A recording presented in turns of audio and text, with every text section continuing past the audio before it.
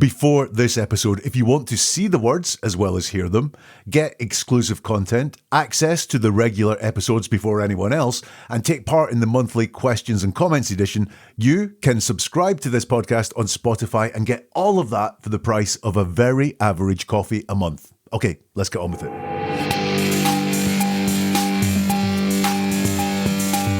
A Toxic Love Story is big on Netflix right now. It's billed as a story of a twisted scheme that became a local scandal, and it features the most remarkable 911 call I've heard. 911, what's an emergency? Somebody came from behind me and shoved me against my wall and started to choke me.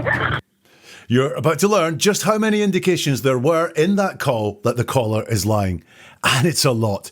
Welcome to Never a Truer Word, where we look at the words that people choose to use to see if they're telling the truth, the whole truth, and nothing but the truth. If you're new here, I've studied the words of thousands of criminals, so I can show you how people use words to lie, to cheat, and to manipulate, and I can show you what the truth sounds like too. So whether you're a regular here or you're a newcomer who's into the documentary, you are going to be amazed at how many red flags that call raises in just the 30 seconds of the call that we're going to listen to. A Toxic Love Story, it's a big Netflix documentary. There's no spoilers here because I haven't seen it. This call was shared with me by an audience member. Together we sat and put together every worrying or suspicious word tactic inside this call. As a point of reference, last episode I looked at Patrick Clancy. I had about 11 minutes of testimony of him talking to Analyse, and the episode ran to over an hour. Now this is 46 words in 30 seconds. You might think it's going to be a lot shorter. It's not. Buckle in. There's a lot. Let's listen to the call and you can work along with me. So see if you can spot the question the caller doesn't want to be asked. See if you can spot the vanishing perpetrator. See if you can see the action script that is inside this call. And also, can you see what's missing too? Let's listen. 911, what's an emergency? Somebody came from behind me and shoved me against my wall and started to choke me and were telling me that I'm going to fucking get it and it's time for me to get raped. Okay, how many individuals were there? Just one, and he was wearing a black thing over his face. Like a black ski mask? Yeah. Okay, we have somebody on the way right now, okay, ma'am? Okay. Okay. And that is it. In case any of it wasn't clear, let's look at the words. The operator says, "What's your emergency?" And Angela, I don't know who Angela is, says, "Somebody came from behind me and shoved me against my wall and started to choke me. And were telling me I'm going to effing get it and it's time for me to get," and I'm not going to repeat that word over and over again, but you heard it on the call or you can see it on the screen. The operator says, "Okay, how many individuals were there?" Angela says, "Just one. And he was wearing a black thing over his face." And the operator says, "Like a black ski mask?" And Angela says, "Yes." And that's where I'm going to leave it. There was a little bit more to it that you heard there of someone's on their way. I'm not going to look into that. It's not worth looking into. So what did I spot? Well, first of all, it's this air of mystery in the call. And that comes from the fact that Angela does not want to be asked the question, "Can you describe this person?" I believe. The very first thing she says, the most important thing for her to say in all of this is somebody, i.e., I don't know who. And she says somebody came from behind me, i.e., I did not see them. They were behind me. How many individuals were there? Just one. Doesn't give any more definition of who that person was at all, apart from he was wearing a black thing over his face. Again, don't ask me to describe this person. I'm not going to be able to describe this person. So thing number one, she does not want to be asked, "Can you describe this person?" Because look, if that was all real, and that's what happened, I don't think the words would be quite like that. But then you would not be frightened of the question, "Can you describe this person?" No, I was attacked from behind, and when I turned around, he was wearing a black mask over his face. But that's not what is said. It's laid on. One person with this black thing over his face came from behind me. Somebody did this. So that is the very first thing I noticed when I saw it, was this wanting to avoid being asked the question, "Can you describe this person?" Now, I should say, as I go through this, What I do is point out data points inside the words that someone uses. So I will build a picture of data points. Some of them might be, sort of bad data points, red flag data points, and some of them might be reassuring data points in the words. And I will build a picture with all those data points, and maybe so you see some repeated themes going on there, which will help me when I get to the end of it all, draw a conclusion as to what has happened, what is being said, what's truly being said. So there's one data point. Doesn't mean this call's deceptive. It just says to me this person does not want to be asked and wants to avoid being asked to provide a description of this person. Okay, next thing I noticed was when I said an action script. This person doesn't describe the emergency. The question is, what is your emergency? And the answer to that question is, I've just been attacked and threatened. But that's not what is said. Instead, it's like a script, as if, right, I'm going to make a 911 call and I need to say what's happened, so what happened, and then when they get on the call, they go through it, and it feels very much like an action script, a list of things that happened in chronological order, rather than it's saying what is the emergency. Now, when people call 911 with a deceptive story, they've planned it out. They don't just pick up the phone and go, yeah, 911, oh, what do I say? What they do is they sit and work out what is it I'm going to say, and then they have that ready to go. So what they say probably won't exactly match the questions they're being asked. Like here, what is your emergency? And Angela's going, oh, I didn't think of that question. I don't actually know a way of saying what my emergency is. I'm going to say what it was that I planned to say, which is a list of things that happened. All in chronological order. Somebody came from behind me, 1, shoved me against my wall, 2, and started to choke me, 3, and were telling me I'm going to effing get it, 4, and it's time for me to get raped. So it's a series of actions going on there, and I notice does not answer the question, what is your emergency? Just think about, when did you call 911? And were you asked, what is your emergency? It happened to me this week. A car has just run over someone. Or trying to think about some other times I called 911. There is smoke in my flat, and I think the flat below me is on fire. That is my emergency. Not, I woke up this morning and I thought I smelled smoke in the bedroom, but I just thought, well, maybe not. So I walked through to the kitchen to make myself a cup of coffee, and I thought, oh God, I need to clean my contact lenses because they're all a bit hazy, but realised actually there was smoke coming up from the floor below. No, the flat below is on fire, and that is not what she has done. What is your emergency? I've been attacked and threatened. None of that whatsoever. Now, she also doesn't describe a need for help there. We don't know quite why she's calling 911, apart from to relay this action script. For example, is she fearful? Is this person going to come back? That's, as she describes it, frightening experience. However, she has not described any fear there, any need for safety. She hasn't said that this person has just fled, so the police need to get onto this as fast as possible to find a person running away from our house, or whatever it is. Or is she injured? Is she injured from the attack? She was being choked. And, the threats were certainly violent as well. So is she injured? Does she need some medical help? She doesn't say that at all. She also doesn't give the current position of her attacker. I'm going to talk about the fact this attacker kind of vanishes inside this call later, but you'll see there again, it's that thing I pointed out. She's not, the guy has just left, or he left and turned right, or he went away in a car, or anything like that whatsoever. She doesn't give the current position of the attacker. Surely a person she would want the police to get hold of damn quick, given what she's just said. Likewise, she doesn't say if she's safe now. She doesn't say I'm all right now, or I've locked the doors, or even she's not safe. I need someone to come and guard me right now. She doesn't give any of that in the call at all. And there's no sense of urgency in the call. You've heard the whole call. Was there a sense of urgency? Please come quickly. Please react quickly. I've called you immediately. If you get here quickly, the person will be nearer. No urgency whatsoever. Are you counting all these red flags? There are so many of them just from such a short call. And also no times. When did this happen? Someone came from behind me and shoved me against the wall and started to choke me. That could have happened 5 seconds ago, 5 days ago, 5 months ago, 5 years ago. That could have happened. There is no time in there whatsoever for this, which all of these things lead me to think this is an imaginary scenario. This has not really been experienced by the person making the call. What next? Let's pick on just a couple of words here. So she said, somebody came from behind me and shoved me against my wall, suggesting ownership of the wall. It's kind of interesting because, that is my wall, but I'd probably describe that as the wall, and this is the wall as well. She describes it as my wall, so she's having some ownership of it.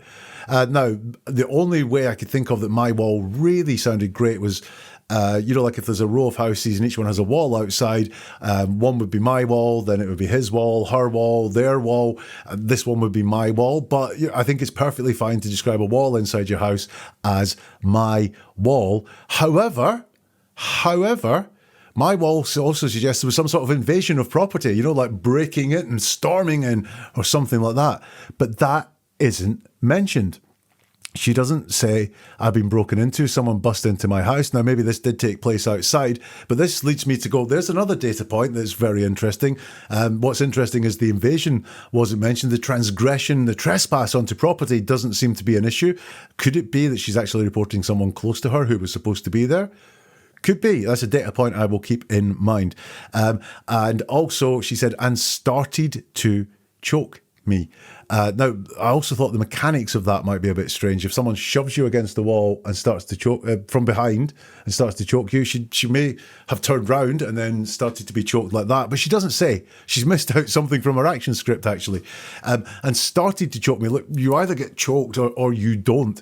Not and choked me or grabbed me by the throat or anything like that. It started to choke me, which is interesting. It seems actually, started to choke doesn't seem like very much whatsoever. If someone had tried to choke you, which is another thing, and tried to choke me or choked me, that would be a lot more severe. But yeah, she just says started to choke me. And look, in all of this, what is serious? I mean, it all sounds serious. Someone coming from behind you, shoving you against the wall, starting to choke you. Well, that doesn't sound too serious. I know that choking's no fun, but starting is better than being choked. And then there is a very severe threat in there. I'm going to fucking get it, and it's time for me to be assaulted. And those two things should be the priority. The first thing that she says in the call, not somebody came from behind. The assault and the threats, they're not stated as a priority. I would have expected, if this was genuine 911 call, for it to be, what is your emergency? Someone has broken into my house, threatened that I'm going to get it, and saying it's time for me to be assaulted. The rest of it can wait. The somebody came from behind me and shoved me against my wall. All of that can wait. The priority should be the big things that this person experienced. In fact, the threats are so strong, and the violence is there as well. The choking, that is present, that the fact she was surprised from behind should not be a priority there. We'll go back to the episode in a moment, but if this breakdown hits home, make sure you're following or subscribe to this podcast, because what I'm doing here isn't just a one-off episode. We are building a skill. And like any talent worth having, it takes repetition. The more you hear these patterns, the more naturally you'll spot them in your actual life. I hear it from listeners so often. Eventually, you can't unhear this stuff. You'll be in a meeting or on a call, and you'll start noticing the subtext earlier than anyone else, which gives you an edge in how you respond. If you aren't ready to commit to training just yet, but you found this episode valuable, do me a quick favour. Leave a rating or share this episode. It's the best way to feed the algorithms and ensure these tools get into the ears of the people who genuinely need them.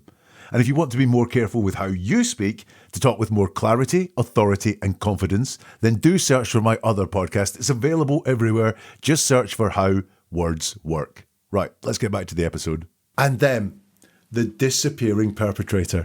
So she does have a perpetrator when she starts. Somebody came from behind me. And then that perpetrator isn't mentioned again. It's just shoved me against my wall. It's not they shoved me against my wall. He shoved me against my wall. She shoved me against my wall. That's not there at all. The person has disappeared. Started to choke me. Same thing. It's not he started to choke me. They started to choke me. It's just started to choke me. No pronouns, no ownership on any of these actions. Very, very common when someone is making up a story that hasn't happened. We drop our own pronouns. Have you finished that piece of work? Done it. Rather than, yes, I've done it, just done it. And this, when we're making up actions of other people, we may well drop the pronouns. And we're telling me I'm going to effing get it. Again, No actor assigned to that whatsoever. The person has disappeared. And it's time for me to get assaulted. No person saying that either. So it's very passive. There is no actor assigned to the assault or to the threats, the big things that are there. There is no person doing them, in her words. What else do we notice? Well, look, how many individuals were there? Just one, says Angela. Now, given the strength of the attack and the threats, making it seem small by saying just one is unexpected. I'm not saying it couldn't happen, and I'm not saying any one of these things says this is a lie. It's just unexpected that something so violent and menacing and threatening has happened to this person, and they go, just one, not one or only one, just one. Again, no person there. How many individuals were there? Just one. Not one guy, not one man, not one woman, not one person. So passive again. There is no person there. And have you noticed anything about the gender, the sex of the attacker? It's not been mentioned so far. Let's just go back over it. Somebody came from behind me, and then that person disappeared. There is no person. Shoved me against my wall, started to choke me, were telling me I'm going to effing get it and it's time for me to get raped. And then we get just one. So how many attackers were there? Just one. And he was wearing a black thing over his face. So finally, we have a gender for the person there. The person has disappeared until she was asked about him again. That person just disappeared until it was how many people were there? Oh, just one. He was wearing a black thing over his face. Now, that black thing over his face, like a ski mask? Yes. So why did she just say thing? If someone is wearing something like a ski mask, that would be a black mask over his face or a black covering over his face. It's a black thing over his face. She only agrees with ski mask. We only know what it is once the operator introduces the word mask. It doesn't come from Angela. That comes from the operator. Also, this is extra. She was only asked how many people she could. She was only asked how many people are there. Not could she describe anything about them? Not, can you tell me anything about them? But she felt the need, like I said earlier, we have that thing going on where she does not want to be asked the question, so she goes extra. And when we go extra, when we're asked a question and we answer the question, but then we say things that are not about the answer to the question, that shows that we want to say something that is important to us. Now, I think it could be in this case, something that has been rehearsed beforehand, like, don't ask me to describe him. He was wearing a black thing over his face, so I'm not going to be able to describe him. Or it could be something that's a priority in our head, something that's way more important to us than answering the question. So I think this is what is going on there. She was asked how many. She said, I can't describe them. Basically, not describing, so important. And she's worked out in her working out part of what's this story I'm going to tell, how to avoid being asked, can you describe the perpetrator? So there you go. 46 words, 30 seconds, 15 minutes of analysis there. Can you remember all the red flags there? I'm going to give you my conclusion, what I think was behind all of this. Let's just listen to that call one more time. 911, what's your emergency? Somebody came from behind me and shoved me against my wall and started to choke me and was telling me that I'm going to fucking get it and it's time for me to get raped. Okay, how many individuals were there? Just one, and he was wearing a black thing over his face. Like a black ski mask? Yeah. Okay, we have somebody on the way right now, okay, ma'am? Okay. Okay. So my conclusions on all of that. This attack did not happen for so many reasons. That passive voice, the lack of anyone taking the most severe actions there, the vanishing perpetrator, if you like, the lack of urgency from her, the lack of timing, missing out the invasion of her property that was there. So for me, this did not happen. Part of that, I think, as well, is there are so many elements in there that are saying, don't ask me to describe the person because I'm not going to be able to do that. I don't know why. Are they worried that they might not be able to provide a realistic description of what the person looks like? Are they worried that maybe they would finger the wrong person because they've made this up? Or actually, do they not know what the person who they want to blame for this looks like? Therefore, giving a description would not be helpful because they don't know. And it's that whole mystery man element of this call as well. Makes me think, Was this call made to frame a specific person? And they don't know who this person is, and therefore they just want to just say this mystery man happened, but I can't describe him, I can't tell you anything about him, came at me from behind and so on. I think that there is that there. And could the person they want to frame be female? They did say he, which I get, but given that there was only one he in there, this didn't feel. I mean, maybe the fact it didn't feel like a masculine threat on a woman is just because it did not happen, and she didn't have the exact wording in which to make sure and get across that it was a man that did all of this. But I wonder if there is something in there, because was this person focused on a woman rather than a man? Do they think a woman did the attack? I'm not quite sure that's what I think it is. But they certainly do not want to describe the man. There's a mystery element of it still there for me.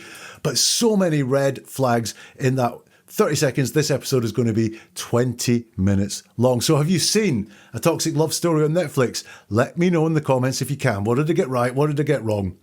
Don't try and spoil it for anyone. Just refer to the words I said.